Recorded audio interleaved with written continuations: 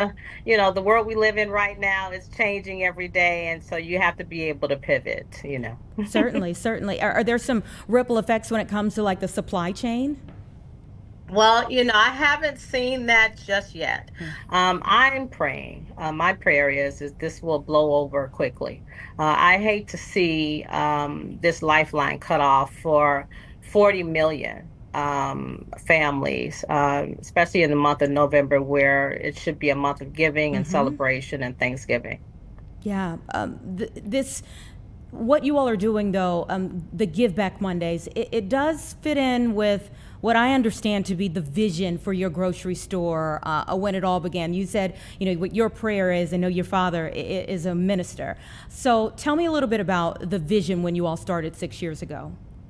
Well, the vision was to be able to offer fresh food to our communities and also raise the level of customer service, provide mentoring to our communities, be able to help entrepreneurs grow their brand, be a kind of a stepping stool, so to speak, for people to get their product on shelf. Once we help them get it on shelf here, they can go anywhere, any store, any retail establishment, and be well equipped to become successful entrepreneurs. So we've stepped into a lot of lanes here at Living Fresh, but I believe that it's well worth it, and it's definitely a passion of Dr. Winston to be able to empower communities. Yes, and empowering communities through many different ways, as you said there.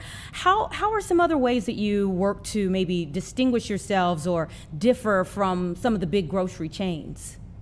Well, we kind of went back old school. We kind of went back to how it all started. Most grocery stores back in the day had in-house butchers. They had in-house bakeries. They had a full kitchen staff, and we have all of those. And so we've grown those departments. We've brought in students from culinary schools to come in and be apprenticed, so to speak, in some of our store programs. So it's really a warm and inviting environment that you come into at Living Fresh. And so we hope to continue some of these mentoring programs and apprenticeship programs and be able to partner with local schools, high schools, culinary schools, all of it. So it's a community thing. It takes a village, right? It definitely takes a village, yeah. What maybe are some of your fears the longer this shutdown goes on? Yeah, the fear is, that yeah, people will become desperate. And I think that's what's kind of murmuring right now amongst the retail industry, and just to make sure, that we hit the ground running before people become desperate. So it's time to kind of get together so that children don't have to go unfed, and life could keep on lifing in a normal state instead of people panicking about where they're going to get their next meal from. Yeah. What are some of maybe the long term plans that you try to put together to make sure that you're around to meet those needs for a long time? Well, we want to be able to get on vendor lists in our communities, Proviso District. We've talked to Speaker of the House, Chris Welch, about making sure that we're included in those discussions. We've become somewhat of a grocery store that's outspoken, so to speak, and I think that's why people gravitate to gather our opinion on things. We feel that we can speak for the community, and I think that's what's missing right now is a community voice that really values family. And so it's a language of love here, this grocery industry, and we want to change it for the better. We want to be well suited. We want to be able to be prepared when situations like this come. And so this is the time to collaborate and pull our boots up and get ready and get out there and show what we're made of. Yeah, nothing wrong with being outspoken when you're really trying to help people in need. What is the feedback that you're getting from your customers? Well, they come into the store, and I kind of wrote about this yesterday after the event. We had grits and groceries event where we had 60-second grocery sprees, and we only had two scheduled for yesterday, but we ended up having five because there were so many people who came in just to donate to make sure that other people were able to participate in getting free groceries at our store yesterday. I think our biggest winner got about $700 worth of groceries in her car. Wow. Well, that's huge. So when you come into our store and you feel the warmth and the love and the environment, and you know that we really care, I think that's what's missing. And I think that's the biggest part of the comments that I got yesterday from the event. But being able to connect with community and being available. I don't think most grocery stores have their senior executive there every Mm-hmm. day to see what's going on and to meet community. So this is what's missing and this is what we're offering. Yeah, do people like on a because you do get to know them a little bit more personally from a higher level, are they sharing some of their concerns about the shutdown with you? Definitely. I mean, because we're all they're going through their own, situations in life, whether it could be a medical situation. One lady came in who won yesterday. Mm-hmm. She lost her son 2 weeks ago. Oh. So she kind of gave a testimony how this made her feel, and that she felt loved and cared for. So those type of, that feedback is really important for me to hear because then that charges me, and my team at the store to push harder and to make sure that we're even more connected to community. Yeah, and because you're also connected to faith, I really would like maybe what you or your father says from a spiritual standpoint. As you're trying to meet the needs of this moment for the community, what is your message to people? Well, we are saddened that it has come to this where benefits for food are at stake. My father and I were talking the other day, and it saddened him to hear this, and he's hoping that both sides will agree on something and to make sure that these people get food. But the reason why we came in is because Dr. Bill Winston Phil said he's been sitting here for a time, and to be able to feed the body spiritual food, but now we're feeding the body food that is fresh, Mm-hmm. produce, and being able to do all of that on one property. I love it. That was a preacher's kid to preacher's kid moment. I needed to ask you for that. Is there anything else planned? I mean, we did talk about the Give Back Mondays, and I'd love to see the joy that was in people's faces, the winners from this weekend who were going through with their grocery carts. Anything else that you all have planned that you're okay maybe announcing or even just saying you're working on? Well, we're working on a big giveaway, and I can't release the details, but it will be Okay. fun. But we're also seeing the success of the grocery shopping spree. I think 20, 40 years ago, they used to have a game show Mm-hmm. of the grocery shopping spree. So we're thinking about bringing that back on a regular basis. We saw the joy in the people's face and excitement, and it really brought community. It got people talking and laughing, and so those things that have been missing, we want to bring back. Well, you have to once you are at liberty to share more. Please come back and let us know what you all are doing, and thank you what you've done already. Sure thing. Thank you so much. All right, take care. It's 1:13 right now. We're going to take a quick break. We'll be right back.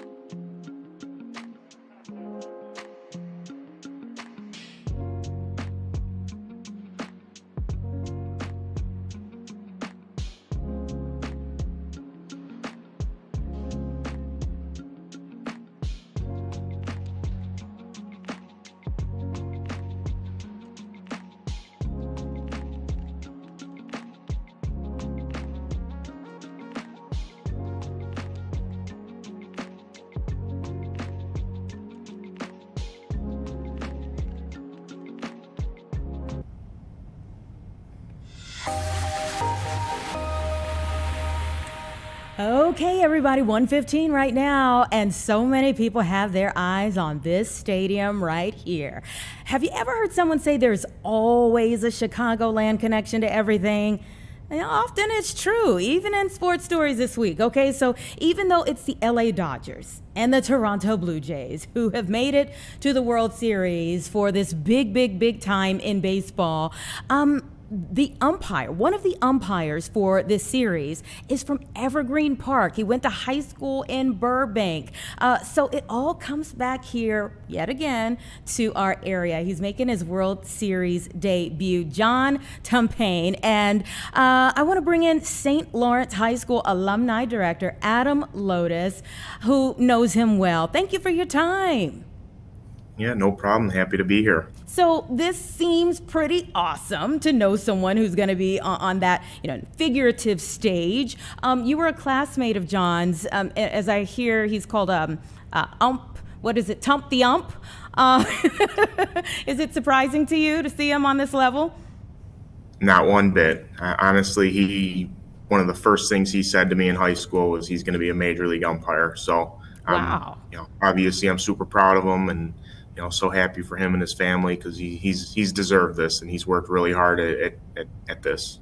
And you were just straightforward with no. I mean, he said this in high school. It all came to fruition. That's awesome. He is the reserve ump for tonight, but he's going to be behind home plate for game 4, as I understand it. And you are a baseball coach. So for those of us who don't know baseball like you do, what's the process of getting to this point? Yeah, I mean, it was a long process. He went pretty much from high school, and he started just like a player would in rookie ball, and made his way up, through the minor league ranks, and he definitely did his time. When he got called up, I remember his first game was in Oakland, I believe, and I remember getting that call, and getting so happy for him, and all his hard work. So yeah, it's hard. It's not easy to do. Yeah, it's hard work paying off, as you mentioned there. And I know I love talking to kids about the many different things that you can do in sports besides just being the athlete. I mean, if you think about like how many kids play Little League, and then that number just dwindles down to how many people actually make it to the major leagues. So what kind of conversations do you have with the students that you see, the athletes that you deal with, and how does maybe seeing this moment change that? Yeah, we've been really fortunate to have John kind of around. He's came in, he's talked to our players before, Awesome. just about the process, and anything is possible if you put your mind to it and you work hard, and obviously things have to go your way. But just being able to be consistent and put the work in, I think that's he's a true testament of what can happen. Yeah, a lot of them don't think about how great of a career you can have officiating games, or being the marketing director, or there's a million jobs that they really don't think of unless someone like John comes in and really explains those things. I love it. Are there any watch parties that are planned?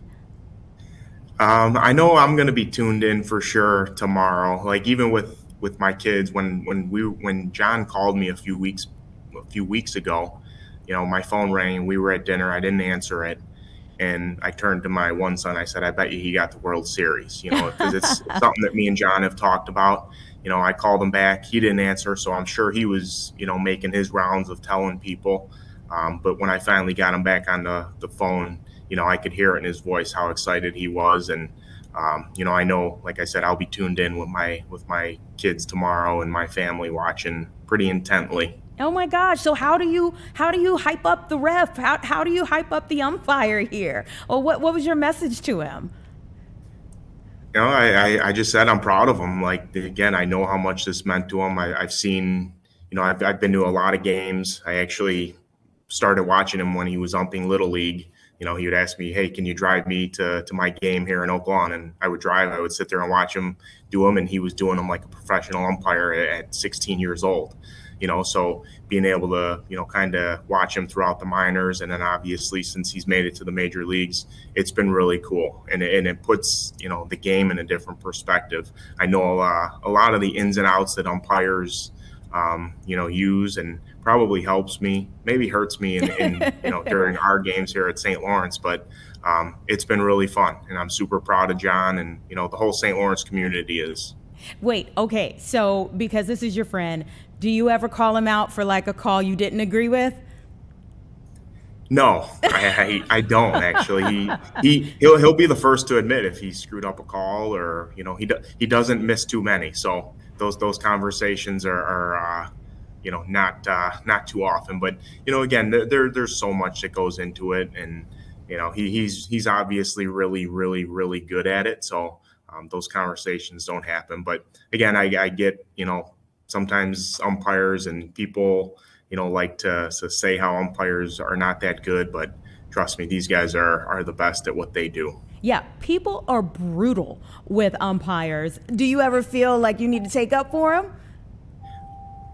Yes, I try to stay off the Twitter and the chat rooms, and when I hear colleagues or somebody say, "Man, that umpire is not good," I'm like, I think you need to relax a little bit, because again, there's maybe 65 75 of them in the major leagues, and you don't just get there because. So John is one of the best, and I'm so happy that he's getting to experience his first World Series. Yeah, I love it. So tell me this: what kind of player was he when you all played back in the day? John was a great teammate. He was good. He was a catcher, so I'm sure that gave him a really good perspective of seeing pitches and things like that. When he decided to hang it up his senior year, I was kind of bummed. I'll be honest. Obviously he's one of my best friends, and wanted to compete with him in high school. I got to play basketball with him all 4 years, but I remember when he decided to kind of hang it up as a senior, and I understood it, didn't like it, but now seeing what happened, maybe that doesn't happen if he goes and plays again. So. Yeah, absolutely. Sometimes that closed door is just a redirection, if you will. Okay, I also need to know: did he ever go off on a ref or an umpire as a player? No. John's pretty level-headed, and I think he always saw the big picture. Honestly, I got to rough basketball with him too. So I've learned a ton from John, just from doing those little kids games and things like that. But no, if he yells back at somebody, it's usually because he knows he's right. Now, has he been able to like come back and enjoy either the Sox game or a Cubs game since he's been an umpire? Oh yeah, he's always around. He came to one of our baseball games last year or 2 years ago, and he's always around. He actually came to visit the school last Tuesday. I met him out in the parking lot. He doesn't like a ton of fanfare, so we kind of met in the parking lot and talked, and we had a nice 15-minute chat there for a little bit. So yeah. Okay, but here's the question I can't ask him: what's your outlook for the series?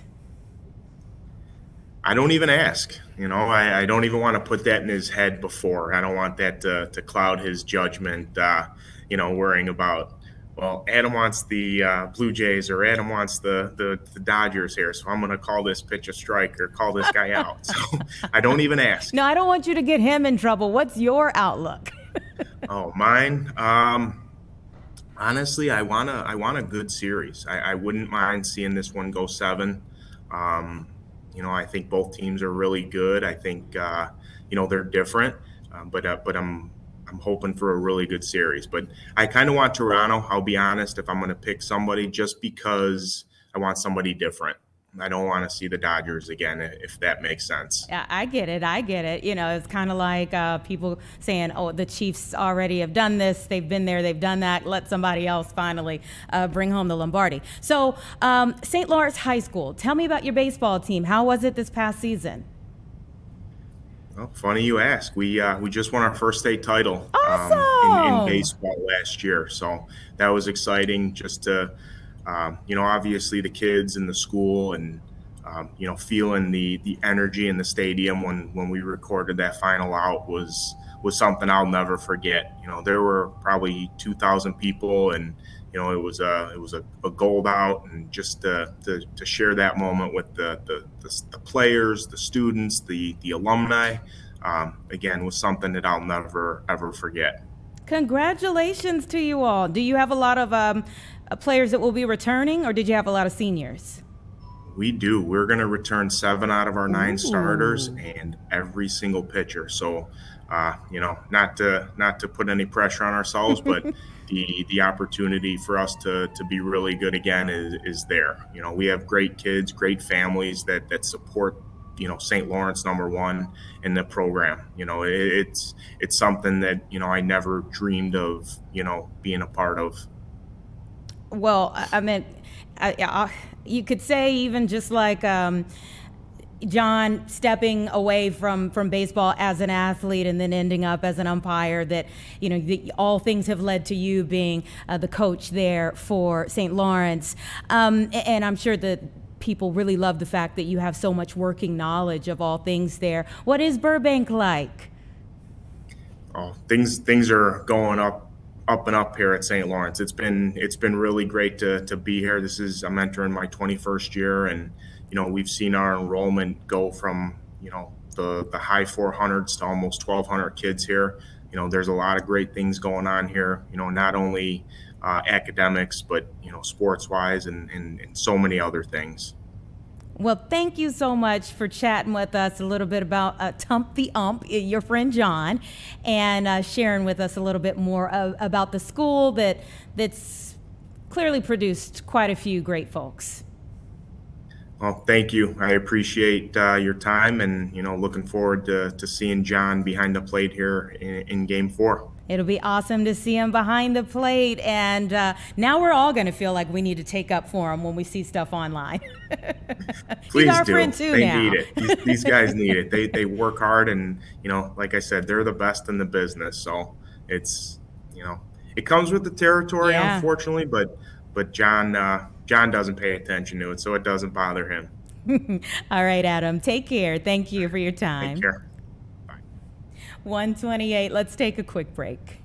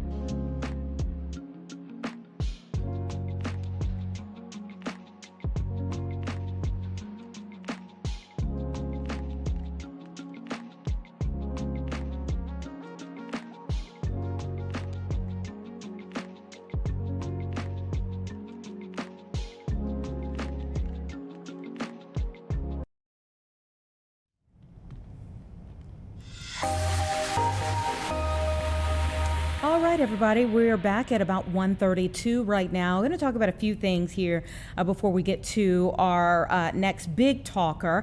And right now, I want to take you to the big board there on Wall Street, and let's see how things are looking midday-ish. And you can see there's a lot of green there. From what I'm seeing, the U.S. stocks have rallied today after these new conversations about U.S. and Chinese tariffs. You know, there was a lot of mixed reaction last week based off of the fact that there was a threat of like 100% tariffs. Well, now we're seeing that there could be some movement in this discussion here over the weekend. There were meetings held in Malaysia, and they reached a tentative trade agreement. It's supposed to be finalized at Thursday's summit between Presidents Trump and Xi Jinping on the sidelines of this ongoing conversation that's being had here. So just to quote Treasury Secretary Scott Bessent, he says that this agreement means that the U.S. threat of a 100% tariff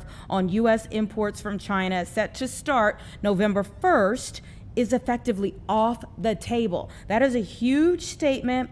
We will see, though, if this comes to fruition. Again, it's in its early stages, but this is at least some movement, possibly in the right direction, so that the stocks, again, can maybe level out here. Going in the green right now. We saw a lot of up and down last week. So finally seeing some green here. Hope that it stays. Again, they have this meeting between President Trump and Xi Jinping next, or just in a few days, on Thursday, and hopefully they'll be able to iron things out. Now, the other thing that I want to tell you about that's happening in Washington right now is a big story that happened, latest development here about the Secretary Pam Bondi. So what we're hearing now is that a Minnesota man has been arrested for a murder for hire plot for possibly putting this into play for Attorney General Pam Bondi. This was a $45,000 hit, essentially, on her life. He's now been arrested. He's 29 years old, Tyler Avalos, but he published this to TikTok and said that he wanted her dead or alive, preferably dead.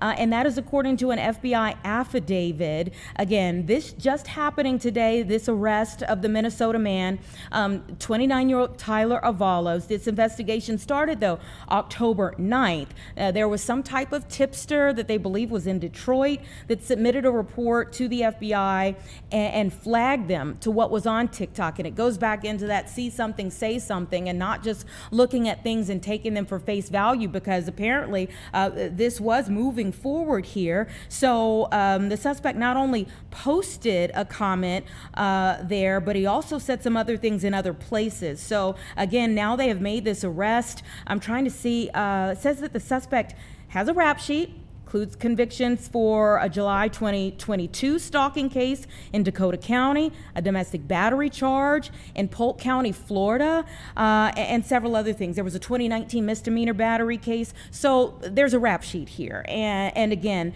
there was a $45,000 hit put on Attorney General Pam Bondi's life. But they have made this arrest. It's now going to go through the legal system. We'll see where things go from here.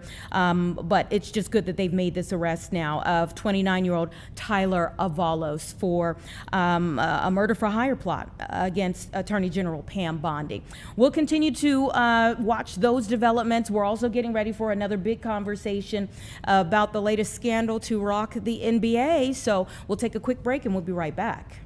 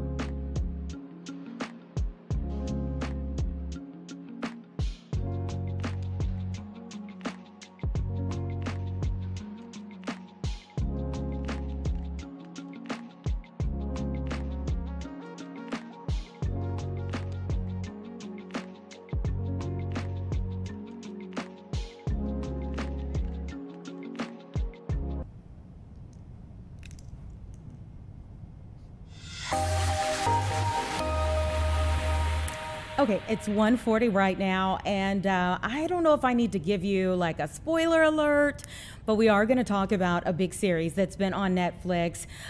It's all about depicting a nuclear missile, launching it toward Chicago. So it's called a House of Dynamite. If you have not been watching, and if you have been watching, I'm sorry. We've got to discuss what's going on here. So many people online are already, so you would have to, look away from a lot of different places if you didn't want to hear more about it. I want to bring in Daniel Holtz, chair of the Science and Security Board for the nonprofit organization that is concerning science and global security issues resulting from accelerating technological advances that have negative consequences for humanity. Most people know him from the Doomsday Clock. Thank you so much for joining me. Thanks for having me. Okay, there's so much to this. The Bulletin of Atomic Scientists. What is your say? Have you seen a House of Dynamite? What is your say about it? Yeah, so I've seen it actually a couple of times now. We did a special screening of it at the United Nations for delegates of the United Nations that are specifically concerned with the threat of nuclear war and other weapons of mass destruction. So I've seen it a couple of times, and I find it to be terrifying, especially because I find it to be incredibly accurate. The filmmakers really did their homework and kind of capture the insanity of our current moment. Very interesting perspective. That was going to be my next question. Like, how much is Hollywood versus how much is realistic? Yeah, they've done a great job of sort of, telling a really good story. Like, I find it very watchable, while just staying true to the way this would play out. They have a simple scenario, which is completely plausible, and you just watch as time goes on, as the pressures build, as decisions have to be made, how we slowly slip into Armageddon. And what really comes across from the movie is how quickly it happens, and that's absolutely accurate. Right now, we're sitting here. It's a beautiful day in Chicago, and in a half hour, it could be all over. Not just the city, but the entire planet. That's the kind of time scale for nuclear war. It happens extremely quickly. It can happen, deliberately. Some, rogue actor decides to end civilization, or it could just happen by mistake. But at any moment, and this has been true for decades now, over the course of about 30 minutes, maybe an hour if you're generous, it's all over for everyone. Okay, get your life right. This versus like Oppenheimer. When you watched Oppenheimer, did you feel like they did a good job with that, or do you feel like this is so much better? I really like both films. I mean, I'm a physicist. I actually teach physics at the University of Chicago, and Oppenheimer kind of focused on the personalities involved and how those scientists, many of whom were actually at the University of Chicago and featured in the film, there were some scenes at the University of Chicago, how those scientists kind of struggled with what they were doing. And one of the main messages there is many of the scientists were terrified with what they'd created. They were worried about the future. And that was kind of the running theme through that movie. What have we done, and what should we do to kind of prevent nuclear apocalypse? I mean, they believed what they were doing was important at the time, but they didn't want to end civilization as a consequence. So that was kind of the theme there. It was more historical and kind of more focused on people, I think. Very watchable, but kind of a different style. This one is much more, feels like a thriller or an action film, where it's today, it's current, and it's kind of capturing the world we live in now. And so I think both are great films and really worth watching, important for people to see. But this is where we are, and this latest film, House of Dynamite, I think really is appropriate for this moment. Ooh, All right. So that leads me to ask you where we are with the doomsday clock. Yeah. So the doomsday clock is now at 89 seconds to midnight, and that is the closest it has ever been to midnight. And the idea is, so we're a group of kind of scientists and experts. We worry about the big things that might end humanity, might end civilization as we know it, including, of course, nuclear war, but also things like pandemics or AI or knock-on effects from climate change. These are the sorts of things we talk about and worry about, and we get together and we kind of argue and study and come up with some sense of how are we doing? How is civilization doing?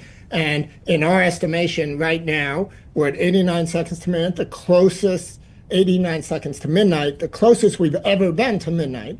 So in our estimation, since 1947, when the doomsday clock first started, when we first started keeping track, this is the most dangerous moment for all of us. And this film, The House of Dynamite, captures part of the reason for this, that we're just on this edge where single people can end all of civilization. The most consequential decision in the history of civilization can be made by individuals. The leader of China or the leader of Russia or the US president or potentially places like North Korea or maybe eventually Iran. These nations, these leaders can kind of kick off a chain reaction that could end civilization. That's terrifying. And that's just the way things stand. Now, did the pandemic push us closer to midnight? Yeah, the pandemic. So pandemics are something we've been talking about and worried about for a long time. The pandemic itself, although it clearly kind of impacted the situation globally, itself, we did not consider it to be a threat to civilization. However, the reaction to the pandemic is very concerning to us because what it shows is that these sorts of situations become politicized. What that means is that people might be less likely to take basic actions that would prevent a future pandemic. Research into how to prevent pandemics. One of the most important things when you've got a pandemic starting is to have nations work with each other and talk to each other and work together to prevent a spread. I think now, post the pandemic, we're worse off. I think nations are less likely to work together, less likely to data share. A lot of the research, a lot of the offices, at least in the United States, that were dedicated to preventing pandemics are being shut. It's very frightening that we're in a position where, if anything, we're more vulnerable to a truly devastating global pandemic now than we've been for quite a while. And, you know, at any point, a new pandemic can show up on the horizon. These things naturally evolve, or it could be an engineered pandemic. Either way, we're not prepared. And that should, again, terrify everyone. And it's part of the reason that the clock is where it is. So are there things that we could be doing to push us in the opposite direction? Yeah, so that's the key question, and it's a very important point, and I just want to make sure everyone knows that. So the doomsday clock goes backward, and unlike a real clock, which only ticks forward, the doomsday clock does tick backward and has ticked backward over the years. It's been as far as 17 minutes to midnight. And that was at the end of the Cold War. So it's kind of a symbol of hope is the way I think about it. The whole point of the clock is to get people's attention, but then talk about how do we turn the clock back. And there are many things we can do to turn the clock back. And we present a long list of certain actions that would help. And I should mention, particularly since the House of Dynamite is focused on the nuclear threat, we just ran a conference. This is with the Existential Risk Laboratory at the University of Chicago. We hosted a conference this past summer called the Nobel Laureate Assembly for the Prevention of Nuclear War. And we came up with a list of 14 very concrete recommendations signed by 129 Nobel laureates and all these nuclear experts. And we just listed out, here are things that could be done, very practical, kind of common sense, short-term steps that would reduce the risk. And these include things like maybe instead of having one person able to push the button with no checks and balances and civilization, we should encourage all nations that have nuclear weapons to have at least two people make that decision. It slows the process down, and it makes sure that kind of there's some back and forth and at least a simple check and balance. Even that would make a big difference. Also, there are all these treaties that have been ending, and the last treaty governing the number of nuclear weapons between Russia and the U.S., and Russia and the U.S. have by far the most weapons, the last treaty expires in February. That treaty should be replaced, renewed. You know, we don't want to be, after 50 years through the entire Cold War, we had all sorts of treaties governing, you know, the arms race and kind of preventing the arms race from getting worse. We're kind of now headed back in that direction. It makes no sense. It's very expensive. It makes us all less safe. So there are all these things like that, and any of those would turn back the clock. Very interesting. So in the House of Dynamite, like I said, this depicts a nuclear missile launching toward Chicago. And as I understand it, in the series, it gives about 18 minutes lead time. According to your guesstimate, how much time would we get? Yeah. So this is one of the things about nuclear war. So ICBMs, intercontinental ballistic missiles, don't take very long to go across the entire world. And so in this movie, there's a missile launched towards Chicago, and the time it takes for it before it actually would detonate is maybe 25 minutes. And that's kind of a general ballpark estimate for all of these. From the launch, you have 25 minutes to react. Now, in that time, you have to, for us, if there were a launch against the U.S., against Chicago, we'd have to detect it. We'd have to confirm that the launch is really not a test. There are tests all the time, but it's actually headed to Chicago. Would have to then try to call people, like, what is going on? Who's doing this? You know, was it just a mistake? Is it a real nuclear weapon or not? And then hand it to the president, and the president has to make a decision. And in most scenarios, the president has less than 10 minutes to make a decision. Do you want to launch, retaliate, end the world? Because we have enough weapons that if we were to launch them all, sure, we vaporize whatever the target is, but then we cause nuclear winter, we impact the climate, probably other nations, China or Russia, would launch back. It's over for everyone. You've got less than 10 minutes. The president has less than 10 minutes. They have sole authority. They make the decision. And that's it. They're handed these options. Make a decision. Do you want to end the world or not? And that is the system.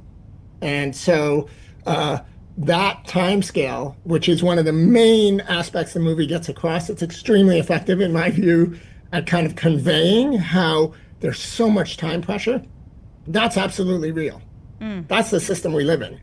And so one of the most obvious things is, why are we rushing? There is absolutely no reason to rush. There's kind of historical reasons that they kind of developed this and so that it would all be done quickly, but those reasons no longer apply. So one of the most obvious things we could do is slow this whole process down. And I hope this movie helps kind of get us there. Wow. There's so much to wrap our brains around with all of this. But as you're talking, I just keep thinking about that old saying, stay ready so you don't have to get ready. You study this all the time. So have you thought about a plan? You know, the thing is, it's sort of the best plan here is to not have this happen in the first place. Once nuclear weapons start to be used, in almost all scenarios, when they kind of war game this stuff out, it's over for all of us. There's really not much that can be done. I'll make two comments about this that I think people need to keep in mind. The weapons that we're talking about now are much, much more powerful than the weapons that were used on Hiroshima and Nagasaki. Those were fission atomic weapons. Now we have hydrogen bombs, thermonuclear weapons. They're tens, hundreds of times more powerful. So you can think of even kind of a small nuclear weapon now hitting Chicago would be the equivalent of maybe tens of Hiroshimas or hundreds of Hiroshimas. It's just a scale where, being in your basement is not going to save you. The idea that people in 20 minutes or a half hour are all going to evacuate Chicago, I mean, you'd have to go hundreds of miles away. And then, okay, maybe you survive the initial blast, but then after that, there's radiation. Then, civilization, all the chaos happens, and then the food supply collapses because of nuclear winter, and everyone starves if you're lucky enough to have survived. So it's not a good scenario. So that's kind of point one. And point two is, and one of the major things, and I don't want to give spoilers to the film, but one of the major aspects concerns missile defense. This idea that no problem, we can just shoot down all the missiles. And probably what people have in mind is something like Iron Dome in Israel, where they shoot down lots of missiles, but those are very short range, rudimentary missiles. They're not in general shooting down intercontinental ballistic missiles, which are the missiles that feature in this film and would be the missiles that happen in any sort of serious nuclear exchange. And those missiles are very, very difficult to shoot down. It's the term is usually described as hitting a bullet with a bullet, and we just can't really do it. We can do it every now and then in very controlled circumstances. We've spent tens of billions of dollars trying to build a system. This has been done for decades. You might remember Reagan's Star Wars program, which failed completely. It's just very hard to do. We don't have the technology to do it. Even if we could start to do it, then our adversaries could easily overcome our systems by using decoys or just firing more missiles. We're not going to be saved by shooting down incoming missiles. These missiles go many, many times the speed of sound. They come in from outer space, right? They literally go into space and then come down. It's just, we're stuck. The only way is to prevent the missiles being launched in the first place. The best way to do that, is the lesson we learned from the Cold War, is to engage with our adversaries and talk about specifically nuclear missiles and nuclear war, because no one wants it, because we all lose. Wow. How in the world do you sleep with all of this in your mind at night? Yeah, the main thing, which I think, many people share, this is terrible, and this is part of the world we live in, but it's something we have complete control over. So we just need to get out there and do these things to make the world safer. And I think there are lots of people that kind of share this concern and are trying, and we just need more people to get out there and kind of agitate for these things. No one, and that includes everyone everywhere, no one wants to have civilization collapse and humanity to come to an end. So since that's true, I feel like as people hear more about this and understand better the threats we're talking about, that those actions, will start to happen. At least I really hope so. For all of us. We should all hope so. Yeah, hope it never comes to fruition. Why do you think they chose Chicago? I've been wondering about that. I think we can kind of speculate that Chicago is kind of a neutral city. It's in the heartland.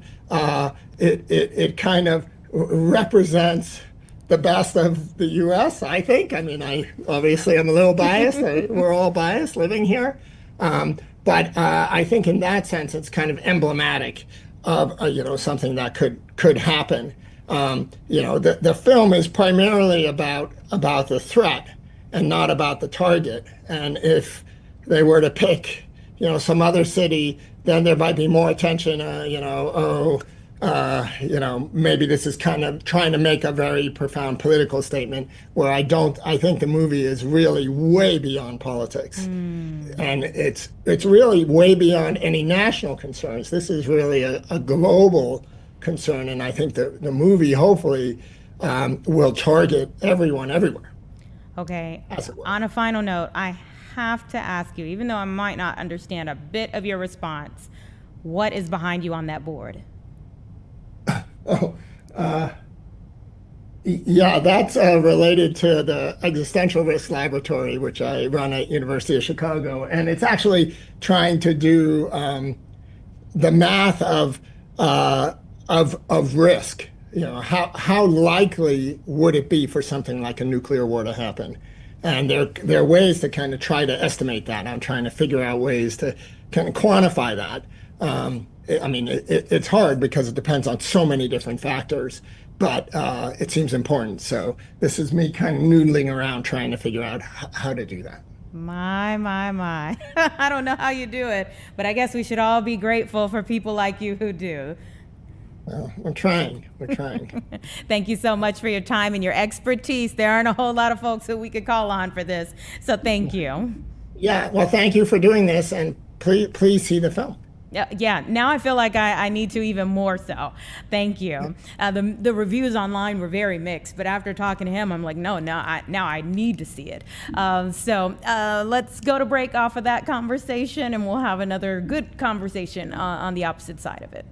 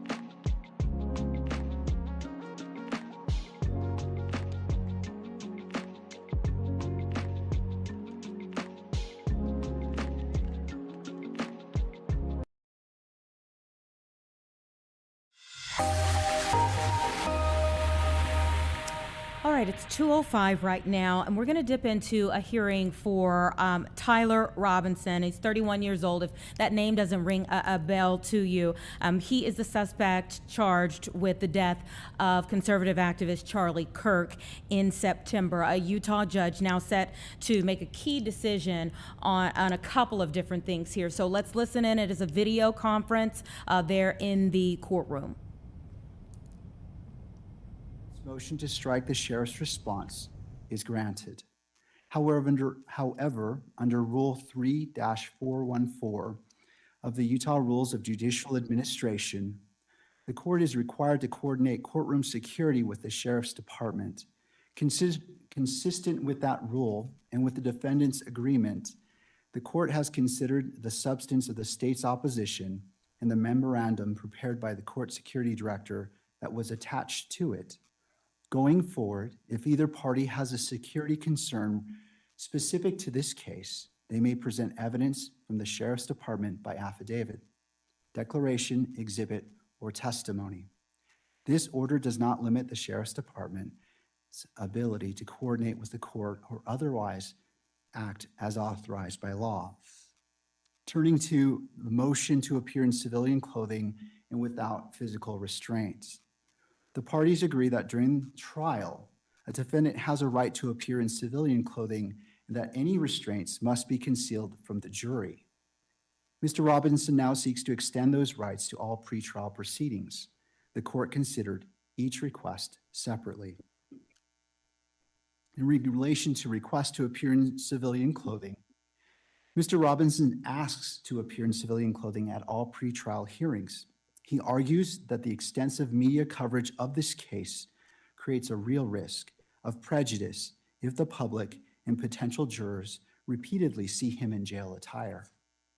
The state, the sheriff's department, and the court security director opposed the request, arguing that jail clothing assists with safety and identification. The court has balanced these competing concerns. The case has attracted extraordinary public and media attention.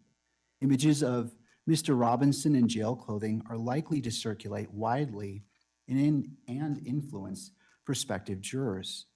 Given the scale of that publicity, the risk of prejudice is significant. However, Mr. Robinson's, let me see here.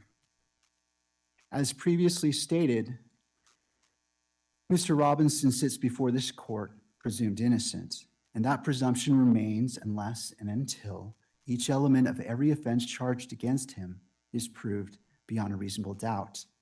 To date, this has not occurred, and the presumption of innocence remains.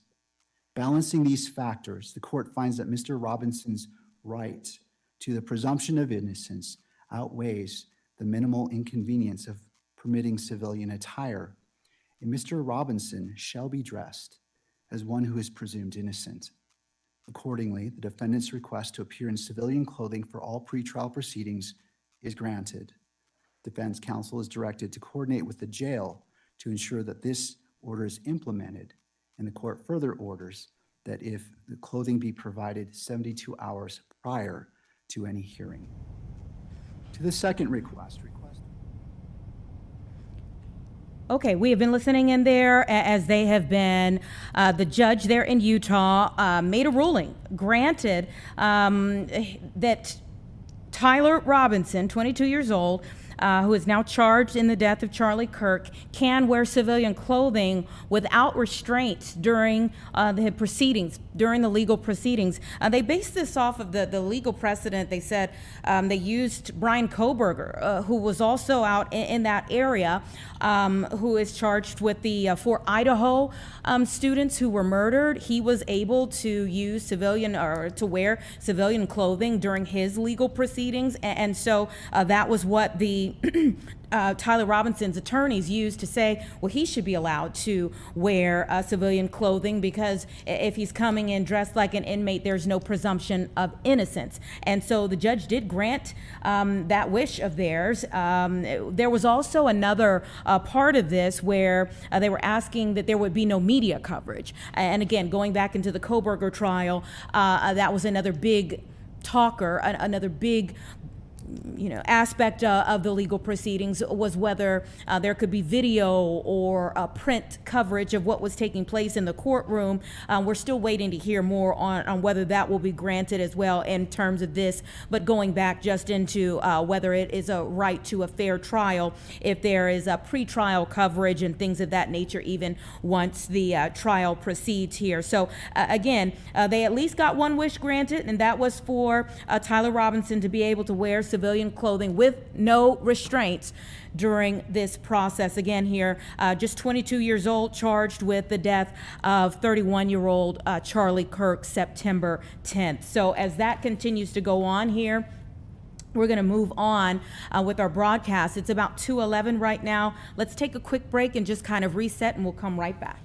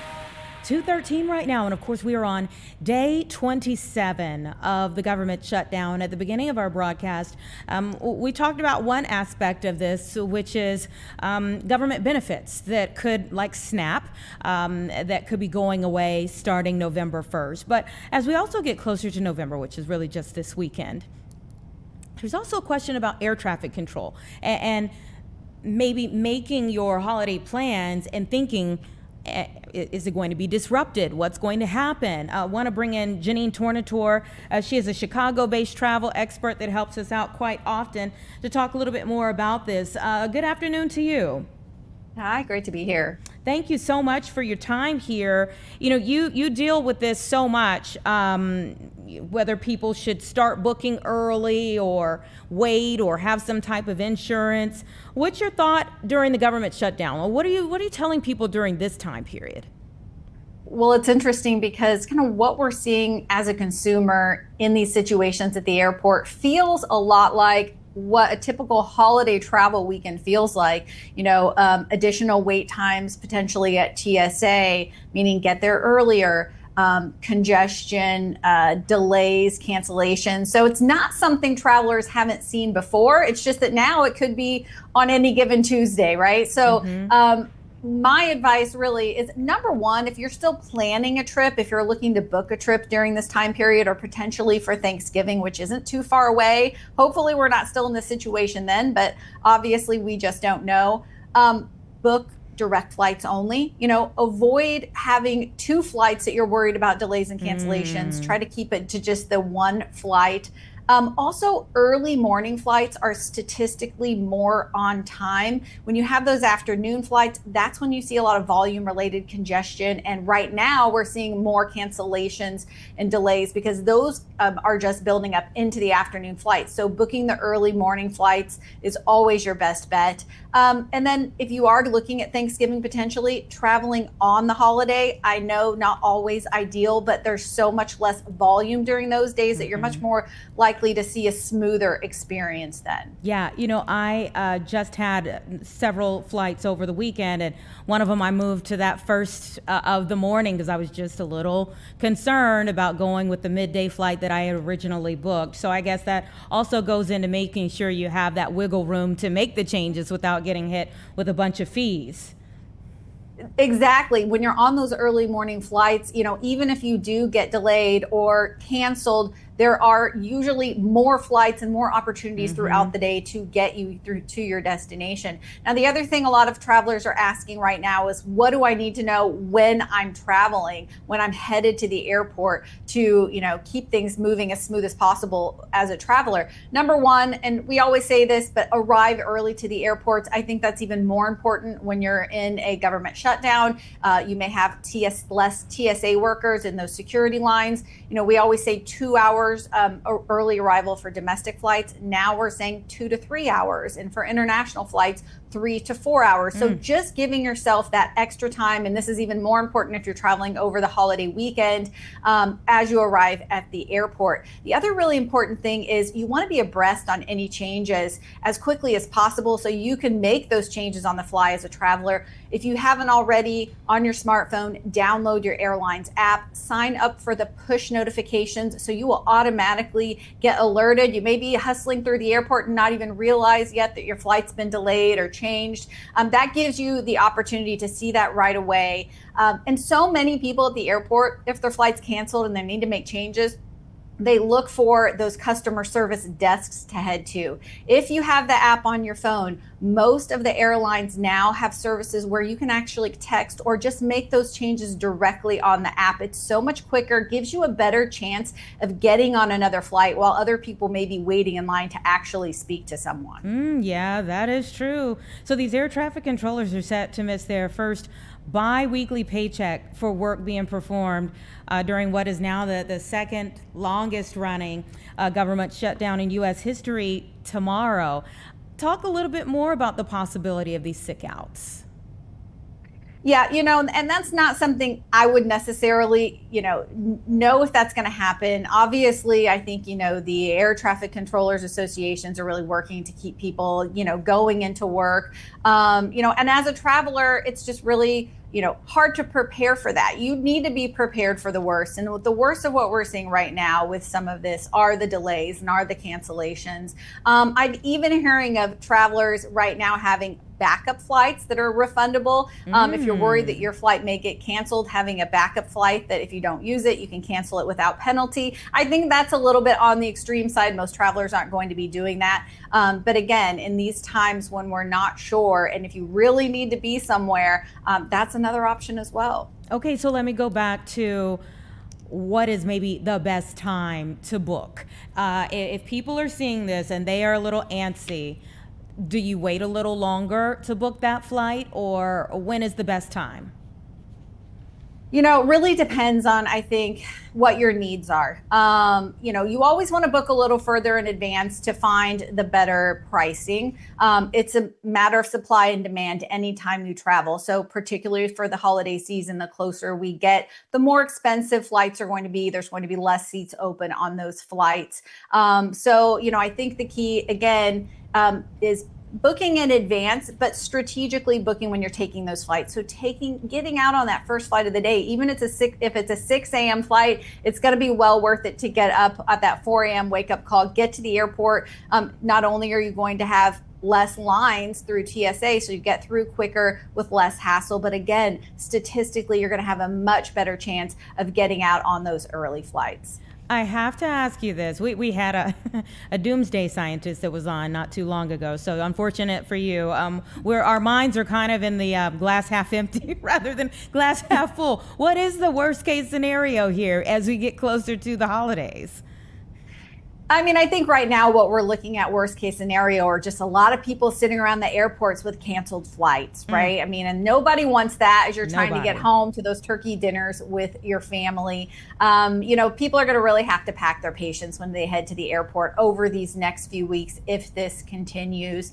To the no fault of anyone working at the airport, so I think that, again, pack your patience, bring along the snacks, make sure that you're bringing a little carry-on bag with things that you may need should you get canceled or severely delayed. But again, I don't really think right now we're seeing anything worse than we have over really busy holiday periods. So if you've traveled over Thanksgiving or over the 4th of July weekend at the airports in the past, and you've kind of experienced those types of congestion-related, volume-related delays, possibly cancellations, that's what you should really plan for, again, as you head to the airport over the next few weeks. Yeah, just make sure there aren't liquids in that carry-on she was talking about, or your day will go wrong very quickly. So, if you are making these plans here, I do want to know, like, what are some trends that you're seeing for people as we get closer to the holiday season? Just general travel trends in general. I think one thing that a lot of we talk about a lot this time of year is that so many Americans do not use all of their vacation days. We're getting close to the end of the year when a lot of times you can't roll those over. You use them or lose them. So right now is one of those times of the year where I, as a travel expert, am talking about easy places you can go to use those vacation days. But certainly as we get into Q4, you want to make sure that you are finding ways to use those vacation days and not leaving that PTO on the table. We're also seeing a lot of people go to more off-season destinations when you get to these busier travel periods, and traveling like a contrarian, meaning when everybody else is heading to that beach destination and it's more expensive, you look to where there are flights that may be less expensive, maybe places that aren't in their high season. So, those trends are always great when you're traveling during these busier periods. PTO, prepare the others. Jeanenne, thank you so much.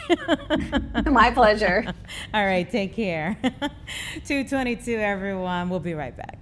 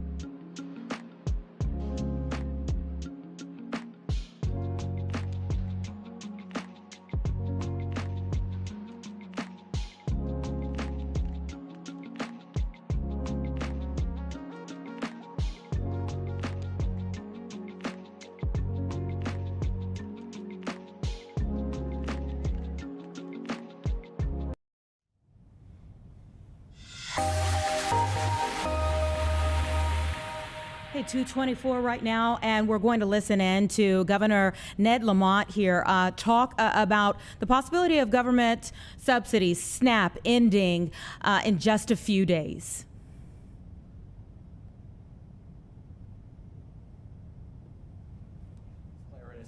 Cruz is here. Thank you guys, and thanks to our whole board.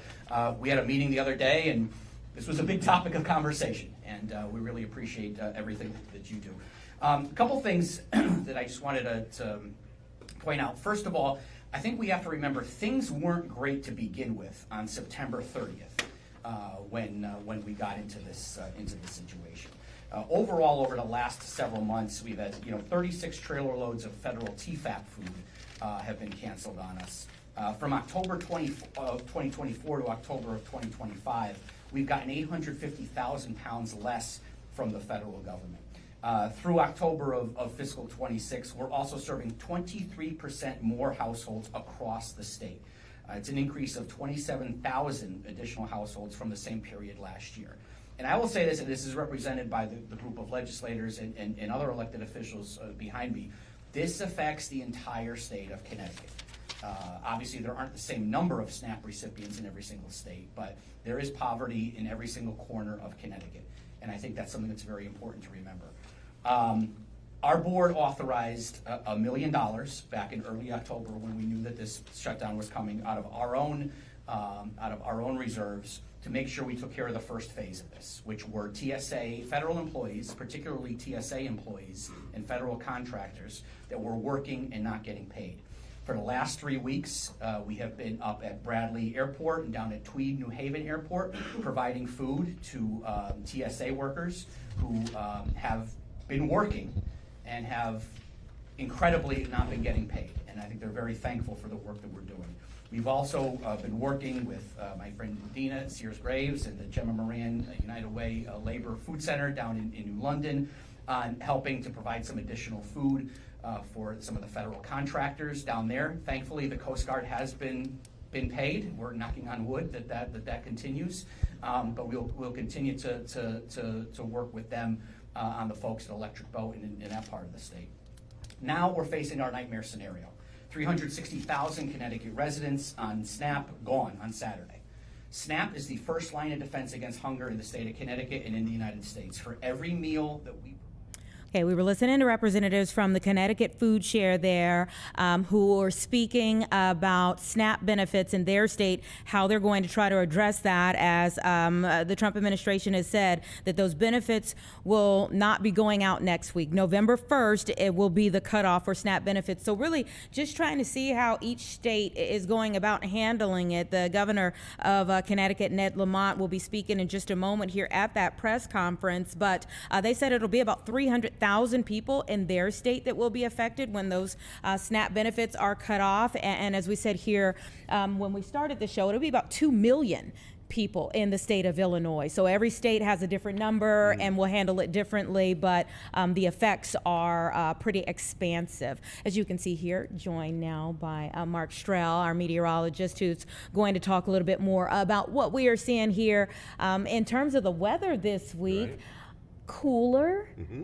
Are we sustained like this for a while? Yeah, certainly all week we're going to be in the 50s. We're going to be up close to 60 degrees again tomorrow. We're going to be in the upper 50s. But pretty much after that, we're within a degree or two of 55 degrees or so. And we've got some wet weather moving in, especially as we go Wednesday, Thursday, midweek.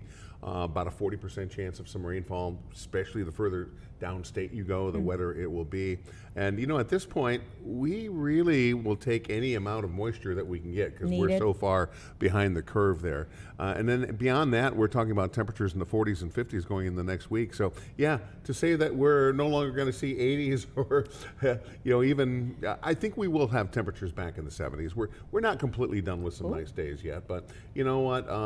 Gone will be the sustained, upper 70s and low 80s that we've seen, so far this fall. We've kind of gone from a very warm fall, kind of dropped off a cliff here, and here we are. Yeah. But even at 55 degrees, not too far from average. Average is about 58 degrees, so we're in the ballpark. Yeah, it's our typical Chicago thing where I love fall, but I feel like we go summer to winter. Yeah, so often, and it certainly felt that way This time, especially because it was so warm leading up to this, there's not that, a lot of times we picture that kind of gradual decline in temperatures and that we ease into the seasons, but that's so often not the case. I mean, it can go from winter to summer sometimes without much of a spring and vice versa. These are kind of the cusp seasons that they battle back and forth, and sometimes one season wins out over the other. Yeah. So who would be happy about this? I mean, are the farmers happy about what we're seeing? I did see like spreads when I was downstate this weekend. I did see like a white spread over some of the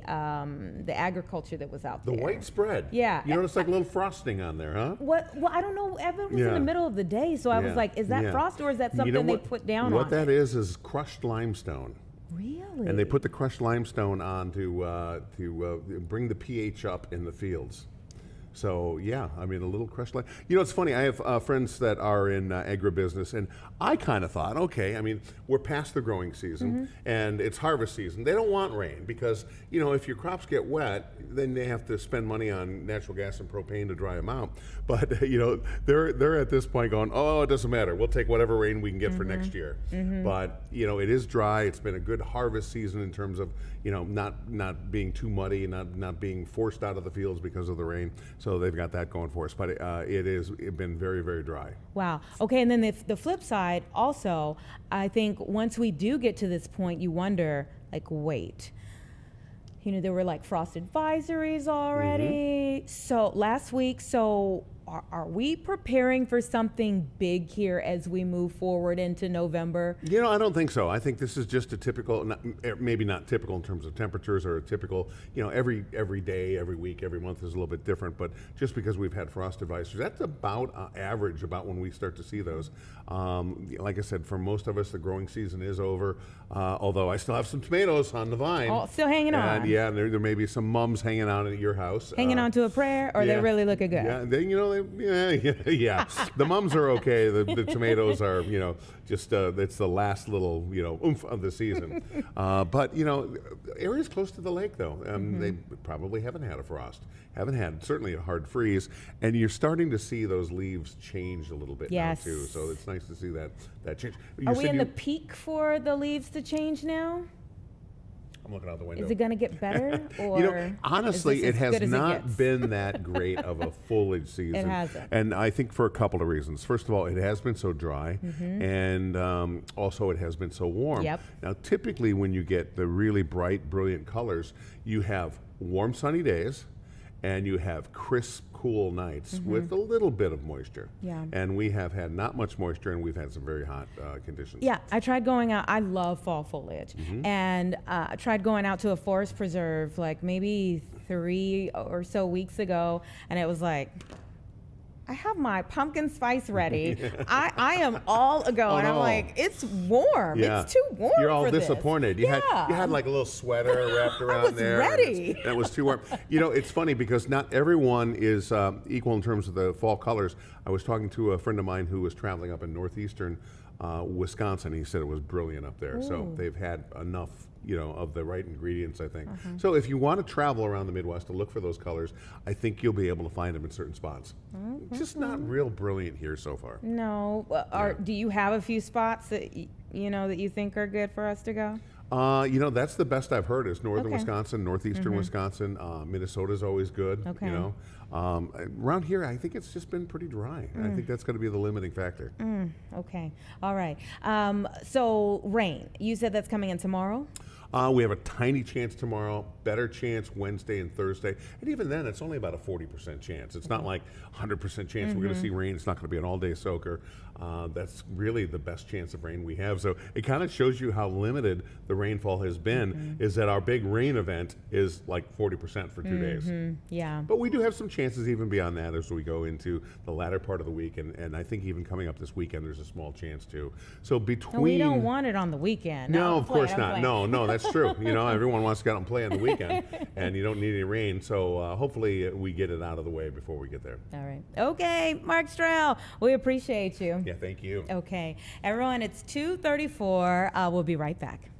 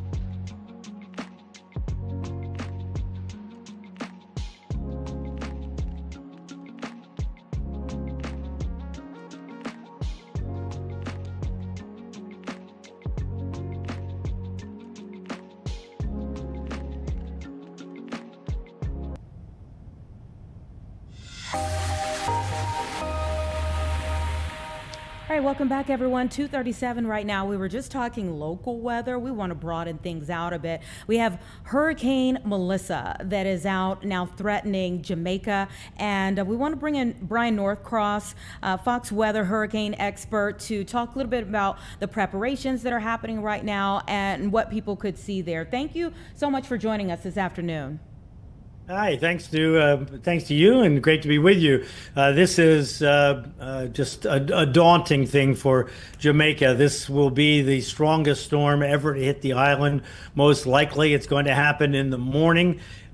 Catastrophic damage is likely in the areas that are directly affected, and much of the island will be affected by the tremendous rainfall. Look at it there right now, and we have 175 mile per hour winds. Wow. Is the maximum sustained winds, with the gusts well over 200. Well, when you talk about tornadoes, you talk about wind and gusts. So we're talking about the equivalent of an EF5 tornado, but something that's 30 miles across, something like that, and maybe an EF3 or 2 tornado, 50 or 60 miles across, if you think in terms of Midwest terms. I mean, this is just an incredible event. When you look at it close up here, you can see that it's just this perfect circular shape. It's Mother Nature at her most magnificent, but most dangerous. There it is on the radar. Already the rain is overspreading Jamaica. Rain amounts in the 2 to 3 foot range over the next day and a half or so, and some areas up pushing closer to 4 feet in these mountains. So here's the story. It moves north. There's a Category 5, 165 miles an hour tomorrow. Look at this. And then makes landfall about 8 a.m. Eastern Time, 7 a.m. Central, 7 a.m. in Jamaica. As a matter of fact, this area here over on the west side, so the city of Mandeville, which is up at about 2,000 feet in the mountains. Black River is a resort. There's another place there called Treasure Beach. Kingston is out of the strongest winds, but they're going to get the water there, and they're going to get some gusty winds as it moves on by, but they're going to be on the fringe of it. That's where about a third of the people in the whole country live. So this is very, very bad. In a corridor like this across Jamaica, this is going to be one of those things that we're going to look back on in the satellite and be able to see the corridor where the trees have all been taken down and things have been pretty much wiped out, unless something surprising happens, and this weakens dramatically by the time it gets there. It'll be tomorrow morning. So this is their last night and their last chance to get prepared. My. You know, I was in Montego Bay in July, and I'm seeing that on your map there, and I'm just thinking about how struck I was by getting off of the resort, how impoverished the nation was anyway. And the fact that there were so many homes that were like half built because you have to have like the full amount of money to build the home, because they're so afraid that like if you build part of it and you haven't paid it off, that you'll never get to build that second part before something else blows in, and then the banks will never get their money. What do people do at this point? Where are they going? The most thing they can do. So Montego Bay is indeed threatened here, but not as directly, because the winds in the hurricane rotate like this. So on this side, on the right side, that's coming off the Caribbean Sea and slamming into the country. On the west side, indeed, the winds are going to come this way, but they're not as strong on the left side. So Montego Bay is going to be in it, but not in the absolute worst of it. But the only thing you can do is find a concrete building that you can hide in and have it be on high ground away from the water. Because if you look at if I go a little bit forward here, I'm going to show you, there's the forecast. And we have storm surge, we didn't even talk about at the coast, up to 13 feet of Caribbean water coming over the coast in this area over in here. And then we have the rain. And when we look at this, look at the mountains here. And the mountains just catch the rain. So just think, all of the mountains up in here, that rain's got to get down to the sea. So it's got to come down somehow into the lower elevations. And of course, people tend to live along rivers and they live near water and so forth. So you got to get above that. and you have to get behind something in a concrete block building to survive the wind if you're in this part of the country over in here that the wind is going to be just tornado kind of winds. Yeah, I think Cat 5 for the United States, and I think about like Hurricane Katrina. What would be the worst storm system that Jamaica has faced before this? Well, Gilbert was the storm of record. That was in 1988, which really destroyed tremendous infrastructure across the island. But it moved from east to west. The best analogy that I think we can put in our minds for this is Hurricane Maria that hit Puerto Rico a few years ago. And if you recall, Puerto Rico was devastated and disabled for an extended period of time. The power was out across the island.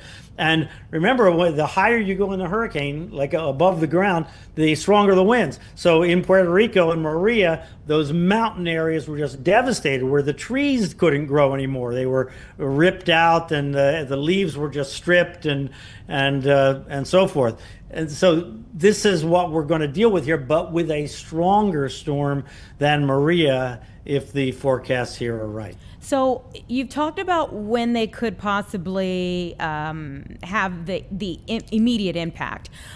How long would the island be battered? Well, it's going to be battered by wind through the day tomorrow. It'll start overnight tonight and then through the day tomorrow, and by not through the day tomorrow. Yes, through today, through Tuesday, and then into Wednesday, they'll know there's a storm in the area, but they'll be able to maneuver if they can maneuver. The expectation is that some of the roads will be washed out, and in wide areas of the island, the trees will be down and so forth. But the disaster will continue because it rains up the mountain, and it takes time for that water to get down. So the worst flooding won't occur tomorrow necessarily. They might have very bad flooding tomorrow, but the water will keep coming. And it keeps coming until all that rain that fell up the mountain can, get down to the sea, because it's all got to get there eventually. So this is a long-term disaster, but the wind part of this storm will be moved on to Cuba and the Bahamas by Wednesday morning, say, and probably even tomorrow night. It'll let up enough that people can go outside and sort of assess whatever it is that they can see. Yeah, and I'm seeing that they opened up over 800 shelters ahead of this storm's arrival. How many people are in the path right now? Well, so the country is about 3 million people. Metropolitan Kingston is up near 1 million people, so the rest are kind of spread out across the country. So you probably have 1 million people in that path, maybe a little less, because they are very spread out. There are cities that Mandeville is a developed city, kind of in the middle of the country. Another place called Maypen, and of course you know about Montego Bay and Ocho Rios. Those are resorts on the northern coast, are more or less in the path. So there's a lot of people to deal with, and all of them really have to get in concrete buildings above flood zones.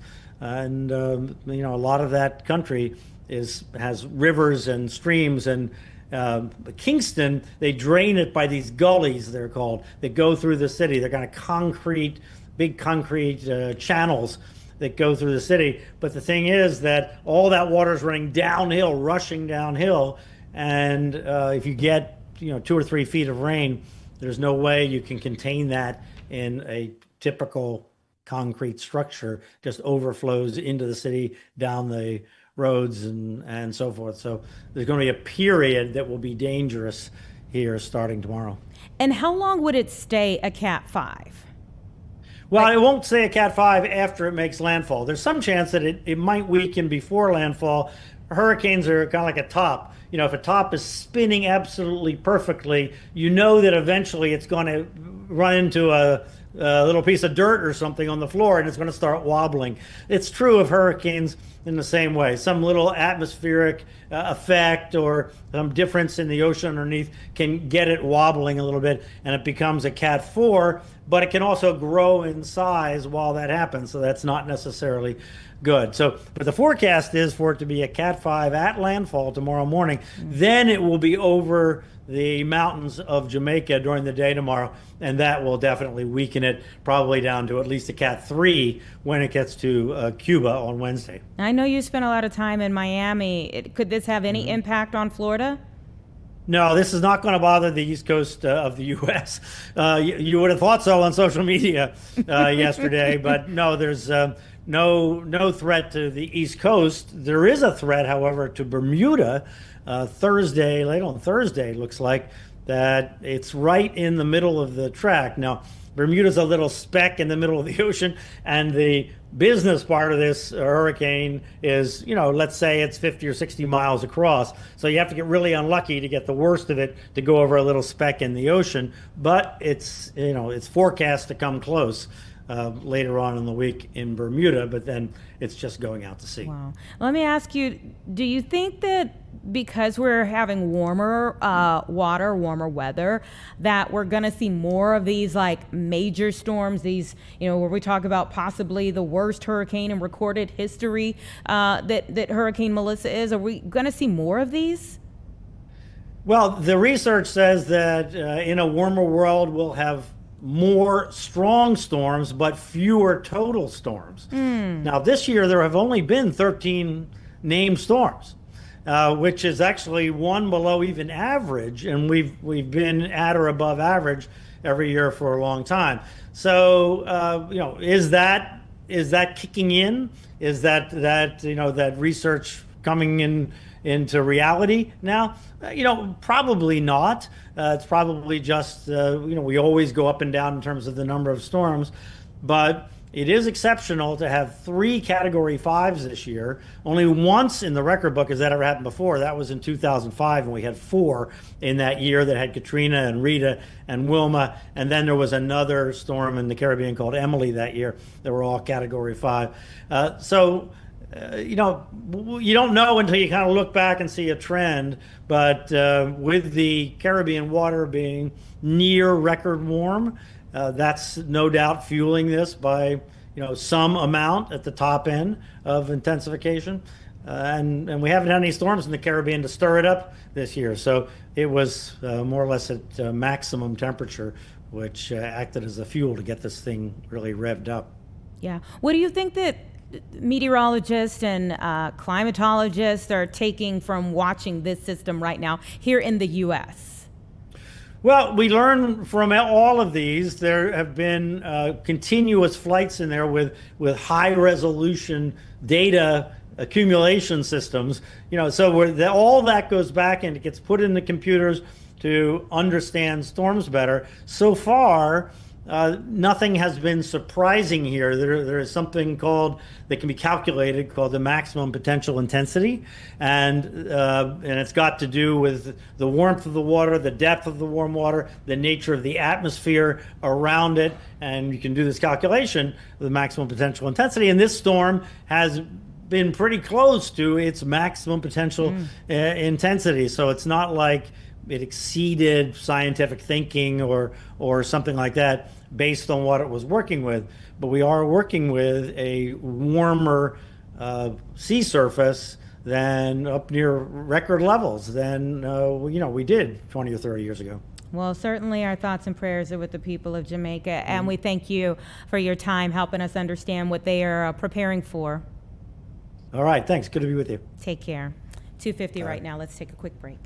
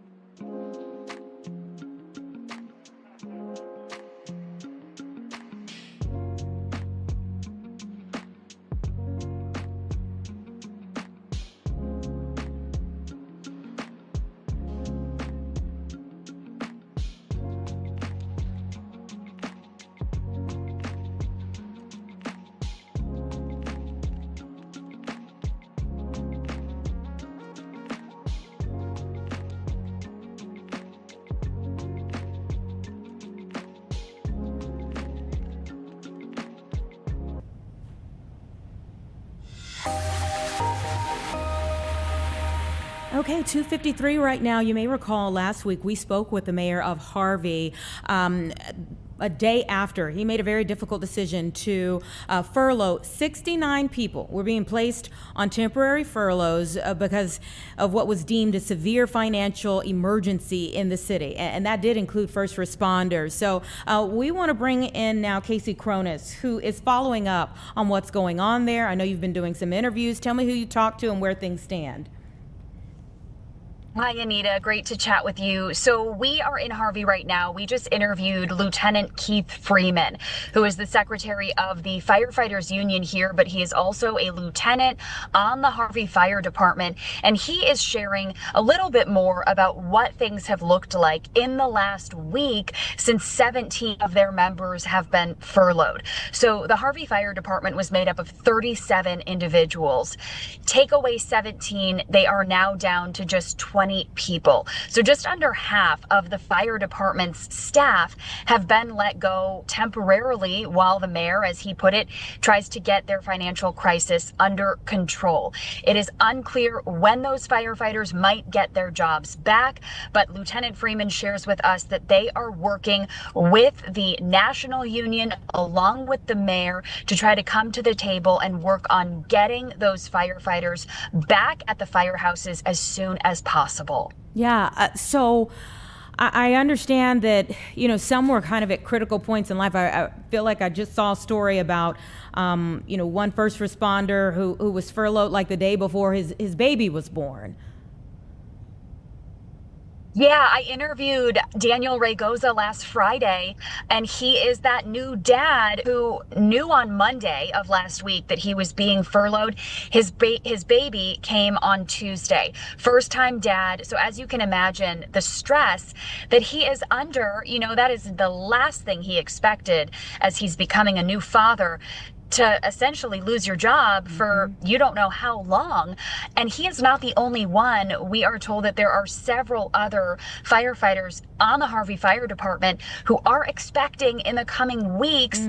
So a lot of people are under a really stressful situation here. I'm told that some of them are picking up side jobs, gigs at auto shops, just to kind of make ends meet during this time, because we don't know if it's going to be days or if it is going to be weeks or even months that they are furloughed. We do know that the mayor is seeking distressed city status under Illinois law that could help them kind of dig out from this situation. Yeah, and he talked about some of the things that were being put in place to cover the people who are furloughed. Can you talk a little bit about what you're hearing there?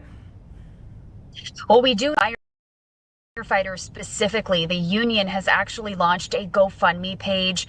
It just was posted last week, and it's climbed significantly each day. It is already up to more than $45,000. So that's what the firefighters union specifically is doing for its members, and that money is going to go to the furloughed firefighters in this interim to help them put food on the table for their own families. Yeah, and I think the Cook County Sheriff's deputies are going to be stepping in for the police officers who were furloughed. There's a lot going on, and like you said, there's no timetable set on this. Who else are you doing interviews with today?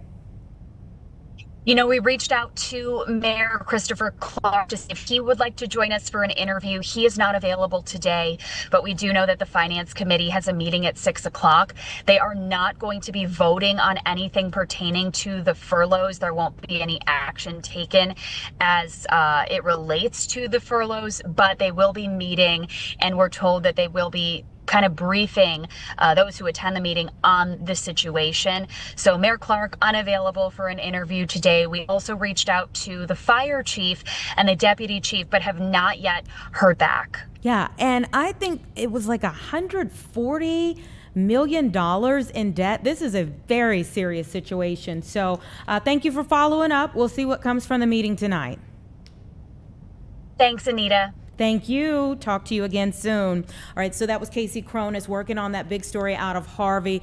69 people that have been furloughed. Again, that does include first responders. So there's so many different aspects of that story that we will continue to stay on top of and have more conversations about in the days and hopefully not weeks, but however long it takes to really get to the bottom of that. When we spoke with the Harvey mayor last week, he did talk about a House Bill 4024 that he was hoping gets through, and she mentioned it there, that financially distressed city law that he's just hoping will kind of kick in and give some money to the city so that they have the ability to bring people at least back off of the furlough, and then they'll have to work from there as to getting out from under this heavy debt sitting on the city of Harvey right now. I do want to update you on one more thing before we let you go here today. You may recall a little bit earlier in the broadcast we were listening into that court date for the Charlie Kirk shooting suspect Tyler Robinson, and I let you know that he did receive kind of a legal win in terms of the fact that he will be able to wear civilian clothing in all future court hearings. His lawyers were fighting for that. The judge denied a motion to let him appear without restraint. So he's still going to be restrained for all of these. He will be shackled in the courtroom. Today he wasn't in the courtroom. It was a video hearing. Also, the judge ruled that no photos or videos of him will be permitted entering or exiting the courtroom or of his restraints. So a win, but then also some things that will kind of be staying the same that he was fighting for. So we'll continue to watch that too. I know a lot of people's eyes will be on that full court proceeding for Tyler Robinson there in Utah. Thank you so much for staying with us today. We've covered so much ground, and we hope that you'll be right back here tomorrow so that we can talk a little bit more. The one guest we weren't able to bring on, we were going to talk about that scandal for the NBA, so maybe we'll even be able to get him on some other time this week. So many people are talking about that as well. We appreciate you being here. We'll be right back here at 1 o'clock tomorrow, right here. And it will, that money will never be seen again by the state that does that. It is strictly a federal program. It is fully federally funded. The way that, and my staff director is actually here, so he can fill in where I may leave some gaps. The way that SNAP works is that we determine eligibility as states. The money goes directly from the federal government based on that eligibility to the vendor that almost every state works with in order to load the SNAP cards, and the money goes to the SNAP recipients. As a state, we don't have any access to those particular funds and the ways in which those cards are loaded. We simply determine whether a person is eligible for the SNAP benefit or not. FNS has been, and I say that it's Food and Nutrition Services out of the Department of Agriculture, I'm sorry, I live with this every day, so I tend to use acronyms, has been very clear that we do not have the capacity, we do not have the authority, and if we choose to do so by standing up our own state program, that we will not be reimbursed for those costs. Okay. But have they elaborated, is it because of the cards? I mean, right now we're backfilling per WIC. The state puts in its own money for Medicaid. What is so different about SNAP that they're telling you you cannot do this with SNAP when the state has and does do this with other federally funded programs? So I really can't answer that question for you because I don't know why the federal government has made a distinction between SNAP and WIC, but indeed they have. It's a question that I think many states have, but there's been a determination, as we all know, on the federal level to continue to fund WIC, but they've been very clear that that is not an option that's available for SNAP. Governor, at what point will you need to either get legislative authority to move money around, or for you to declare an emergency that would allow you to tap into surplus funds? Well, let me talk to leadership. From my point of view, hopefully never, because we're already being able to take care of this. We're taking care of this out of the surplus and the rainy day. We're going to have a deficiency. If this goes on too long, we'll be able to make up the difference that way as well. So I think we've got a strategy in place that works pretty well. Can I ask you a quick question? I just want to clarify. You said the $3 million, it'll translate into 3 million meals a week that will serve folks. Is that what you were saying? You would say even more than that, wouldn't you? Yeah, $3 million. Every dollar usually equals about 2 meals, so it would be 3 million meals. $3 million over 2 weeks would be 6 million meals over 2 weeks. I think we got to be clear about what the time frame is here. This isn't ad infinitum. So right. So 6 million meals over the course of 2 weeks. Okay, that was going to be my next question. Yep. Thank you. I thought you said 3 weeks at the beginning of your remarks. You said now it's 2. And by the way, if you're doing the math, Jason is delivering a meal at about 1/8 the cost of what SNAP is doing. Jason, can you explain okay, I understand. With $3 million, you can buy more food. Mm-hmm. But as far as the distribution network, because you guys are both wholesalers, you supply the food pantries, you're retailers, and then you run the mobile units. So can you describe through what mechanism are you going to be getting more food out there? Is it simply going to be that there's going to be more food available at the pantries and in the mobile?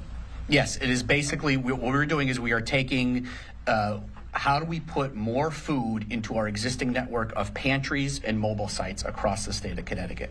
And are you, to address Senator Austin's concern that there are parts of this? All right, just listening in there to Connecticut officials talking about providing food for the obviously food insecure there in that state, as SNAP expected to expire, run out of funds on November the 1st. Let's take you though back out to the floor of the Senate as it's day 27 of the ongoing government shutdown. Johnny Ernst, other lawmakers speaking out. Let's listen in to this here on Live Now from Fox. And he says, and so I still have to pay the child care provider, even though I have to come in and I'm not getting work, so my expenses are not going away. And yet every single one of them says, I'm not complaining. I'm not complaining. I've signed up for this. This is my mission, and I will be here. And they're proud to be here. But what is wrong is that their families are stressed. I was talking with one Capitol Hill police officer on Thursday of last week, and he says, every day I go home and my wife says, so did they open it up? Are we going to be paid? And he said, and I tell her, nope, no progress today. And so we're starting to feel that, because people who would otherwise just be saying, I signed up for this, I'm not going to complain, I'm just going to do what I'm going to do. But we're starting to feel this in real time. And it's having an impact not only financially, but I fear from a mental health perspective. We had a call come in actually today. And this is a person who was calling from Fairbanks, and they say, she says, it's getting chilly in Fairbanks. I woke up to a bill for heating oil of nearly $2,500. Normally, this wouldn't be that big of a problem for me, but I'm a federal employee. I love my job, but it's been very frustrating to have constant threats of shutdowns and rifts looming over my head. I work hard. I'm so tired of being labeled as one who's not working hard. I'd first like to propose that Congress doesn't get paid while we aren't getting paid, and maybe take fewer long weekends. Well, I would let her know that for many of us, I don't know about the occupant of the chair, but for many of us, we have deferred our pay. It's not right that our staffs should not get paid, and yet we get paid. But she raises a good point. She says, maybe we in Congress should take fewer long weekends. I think she's right. I think she's right. We left here Thursday afternoon.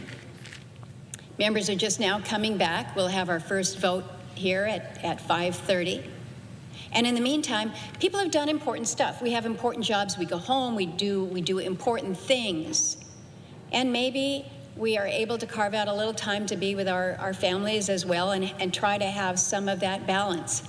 But for some, they still had to come in this weekend. Some of those Capitol Hill police officers still had to come in this weekend to keep this place moving. Some of the folks who are here to provide services to the building still had to come in this weekend, and they weren't getting paid. And so I think the suggestion about us maybe taking fewer long weekends is something not only that we should consider, but I'm going to challenge this body. I got a long commute home, folks. And I'm not begrudging that, but I don't think that we should be going home and just just behaving as if this was another week in the United States Senate.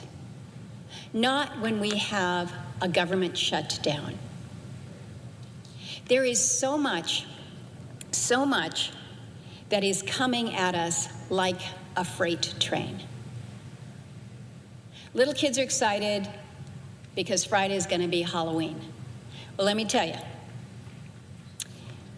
the scary costumes on Halloween night are not going to be the scariest things. It's going to be what is delivered, what's left on the doorstep the next morning, November 1st. When it then becomes officially official, SNAP payments will not be processed, will not be available for the many 66,000 in Alaska who rely on those food benefits. The WIC payments to the women, infants, and children's, those too will be impacted. It is a reality for us that we are seeing an impact across our society in ways that are not only scary, but overwhelming for some. We had a pretty tough week and a half with a major disaster. Thank you to the president for declaring that presidential disaster following ex-typhoon Halong. But I can tell you that those who are reliant on SNAP benefits are increasingly stressed because of what they have just gone through with displacement within their homes. And now it's across the whole state. And our food banks are stressed. We were stressed going into the beginning of winter already. We keep in close touch with our food banks. But what I'm hearing is that we are already seeing the lines at the food bank growing longer. And what is hard to see is to know how many military families are part of those lines now. Madam President, this is simply not right. Now, we may or may not have what we call rifle shot votes this week that will, maybe we will take up again the bill that would pay all the federal workers. Maybe there will be a way that the military, who has been paid up until the end of this month, that we will be able to make that next pay increment. I certainly hope so. And not just our military, but our U.S. Coast Guard and those that are in law enforcement. Maybe there's going to be a vote that would allow us to pay our U.S. Capitol Police. I've signed on to that bipartisan measure. Maybe there's going to be a vote for us to pay out the SNAP benefits. I've signed on to that legislation as well. Maybe, but maybe not. And again, if we do take the rifle shot approach, who else are we leaving behind? What have we done for the men and women who are making sure that when we go through those airports, you've gone through the TSA, what have we done to make sure that our air traffic controllers that are keeping us safe in the skies, that their wives aren't yelling at them at the end of a long, stressful day and saying, when is this going to end? So we have got to figure this out. And I know that we have our positions. And if people don't know what the Republican positions are and the Democrat positions are, they haven't been listening to this discussion for the past 27 days. We know what it is. We have got to come together, which means we've got to talk to one another. And it can't be about Republicans winning and Democrats losing, or Democrats winning and Republicans losing, because right now, those that are losing are the American people. Those who are calling us up and saying, Social Security hasn't released her survivor's benefits after her husband's death. The inquiry is placed on hold. Sorry, you're just going to have to wait. A fellow in Petersburg was told that his telehealth appointment with his cardiologist was canceled because of the lapse in authorization of telehealth benefits. And so they basically said, if you want to keep this appointment, you're going to have to fly to Seattle. Those of you that know Alaska know that Petersburg and Seattle are not connected by a road, and it's not cheap. A couple in Anchorage said that they've been waiting on an approval from the FDA on a compassionate use exception for a medication to treat stage 4 ovarian cancer. And now they're told, just hold on, government's not operational right now. We have a lot in our maritime community